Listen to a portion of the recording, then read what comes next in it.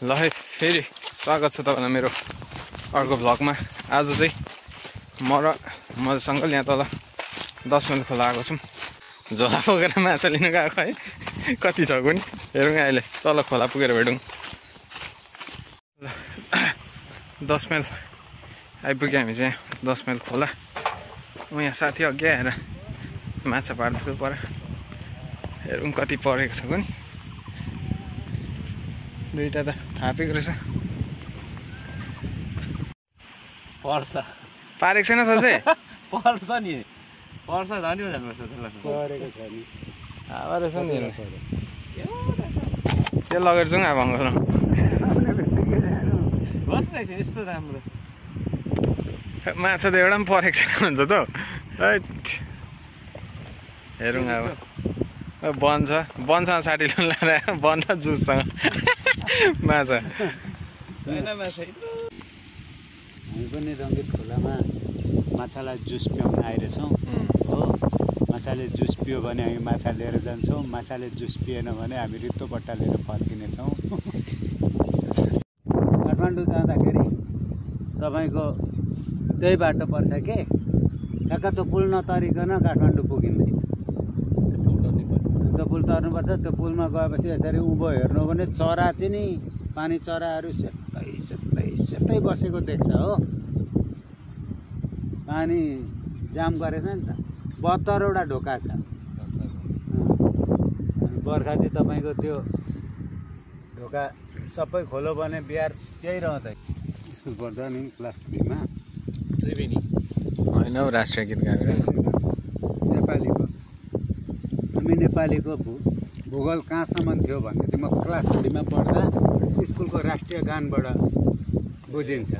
गाउँ न पूर्वमा टिस्टा पुगेथ्यौँ, उत्तर किल्ला काङ्गडा, कुन शक्तिको सामुमा कहिले हामी झुकेथ्यौँ र भनेर पुर्खाहरूले लडाइँ गरेर अङ्ग्रेजलाई धपाएर छोडेको सिमाना टिस्टा र काङ्गडा भनेपछि कत्रो विशाल नेपाल रहेछ।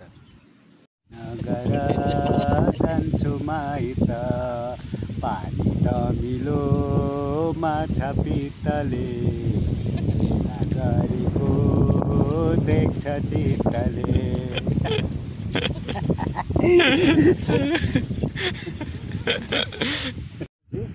मासु अलिक गतिलो हाल्दैन त्यसले नछिनाउने खप्प टोकेर चाहिँ भित्र चपाएर चाहिँ निल्छ नि। हामीले जस्तो मिन बनाएर निल्दैन बुझ्नुभयो नि। उसको पनि पचाउने त छ नि। कुकुरले हड्डी यत्रो यत्रो सल्यात्त निल्छ पचाउँछ नि। त्यस्तै सुँगुरले पनि निल्छ। त्यो निलेपछि त्यसको त्यो काँडे कि उल्टे गरेर भित्र पुण्याप बसेपछि चाहिँ त्यसको बाजेको नअड्की हुन्छ।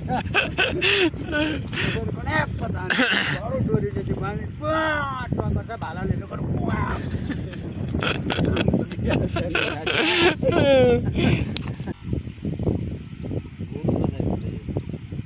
नचिनोस् भनेर नि। अनि यस्तो गरेर चाहिँ माछाको अड्केपछि कहाँबाट नि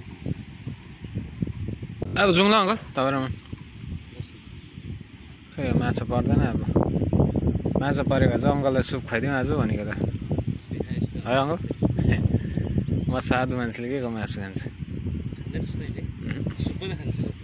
खाँदिनँ है अङ्कल।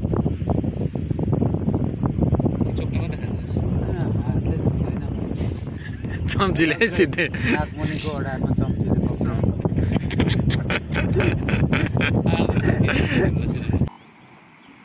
माछा पऱ्यो भने चाहिँ त्यो घन्टी आफै बजाउँदो रहेछ।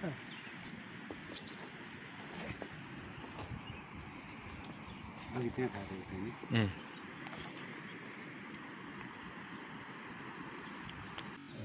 लु पारा लिइहाल्यो नि। अब के को माछा मार्छ यहाँ जुत्ता सिलाइ हुँदैछु।